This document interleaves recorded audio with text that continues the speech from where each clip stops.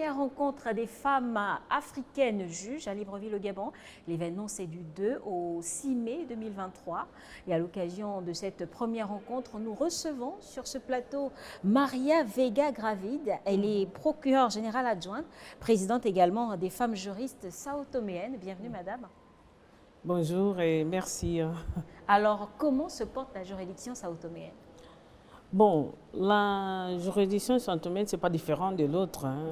Nous sommes rentrés et nous sommes travaillés sous la loi et avec les choses qu'on demande de la structure des magistratures, pas de problème. C'est comme au Gabon, mais c'est différent parce que nous sommes petits, le pays est petit, il n'a pas beaucoup de demandes comme au Gabon aussi. Et quel est pour vous l'intérêt de participer à un tel événement? Qu'est-ce que ça représente pour vous? Ça représente pour moi une chance de changer, de la connaissance, de savoir mieux comme ça va passer dans notre pays, les carrières des femmes aux magistratures, et de savoir et de faire le change parce que le problème dans notre pays, ça ne se pose pas dans une autre, mais la forme de rentrer des femmes dans les magistratures, c'est tous les mêmes. Le problème, ça se pose de formation et de participer en concours. Et le pays qui avait beaucoup d'exigences pour rentrer des femmes dans les magistratures, mais le problème, ça se pose, on changeait les connaissances sur les situations des femmes aux magistratures ici à Libreville. C'est très important de savoir comment ça se passait dans un autre pays pour savoir où dans mon pays où est mal, où on peut arranger pour faire les choses courir mieux, ça va. Et dans votre pays, est-ce que les femmes sont représentées en termes de nombre de magistrats? Nous ne sommes pas beaucoup, nous sommes 14 femmes pour tout le pays. D'accord. Oui. Par contre, 30 ou 40 hommes, c'est pas beaucoup, mais les femmes sont rentrées maintenant. Parce que mais pourquoi un nombre aussi faible? Est-ce que les femmes ne s'intéressent pas au métier de magistrate? Bon, initialement, dans mon pays, jusqu'à l'année 80, les femmes n'avaient pas le droit d'aller à l'étranger faire les cours de droit parce que dans ce moment-là, on n'avait pas d'université au pays. Tous les gens qui doivent faire en formation doivent sortir du pays, aller dans un autre pays. Mais il y a les femmes qui allaient, mais quand elles sont retournées, ne sont pas dans les magistratures. Quand je rentrais en 2005, pardon, j'ai rencontré une seule femme dans les magistratures. Et maintenant, nous sommes beaucoup, mais dans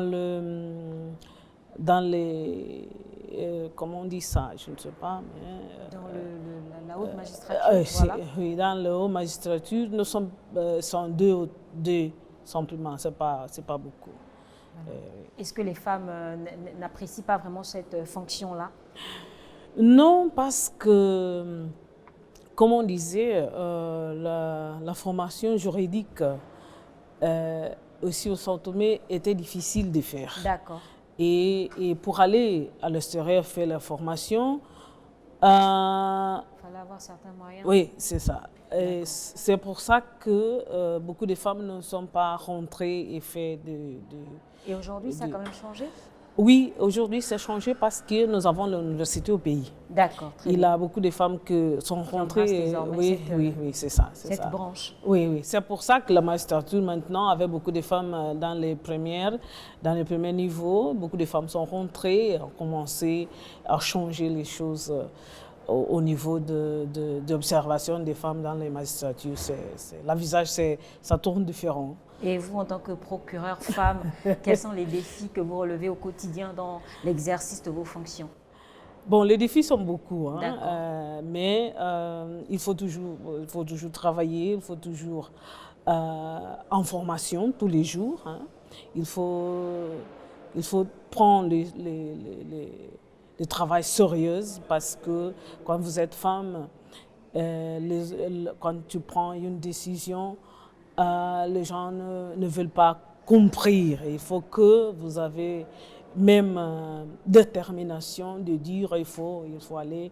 Et même quand tu prends une décision sur un homme, c'est difficile de faire les hommes croire que vous avez les demandé de faire les choses, demander de comprendre certaines situations, c'est un peu difficile, mais il faut toujours travailler, il faut toujours étudier, il faut toujours préparer pour être capable d'assurer que vous êtes que votre fonction c'est bon et il faut faire le travail comme ça. Et en termes de droits, quels sont les mécanismes mis en place pour justement valoriser les droits de la femme au Sao Tomé et Principe? Bon, nous avons beaucoup de lois. D'accord. Nous avons la loi qui permet la non-discrimination des femmes sans option de travail. La Constitution dit que les femmes et l'homme sont égales dans les droits et Est-ce que les Sao-Toméennes sont au courant de ces lois-là? Ah oui, mais ça manque quelque chose, parce que toujours on doit faire la formation et préparation, divulgation de la loi aussi. Il y a l'Institut de jeunes qui s'occupe de ça.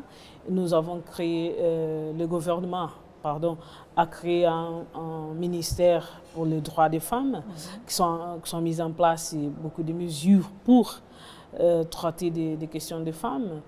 Mais ça se manque quelque chose tous les jours. Il faut travailler, sur le terrain. Oui, sur le terrain pour faire la femme comprendre qu'il a des droits, il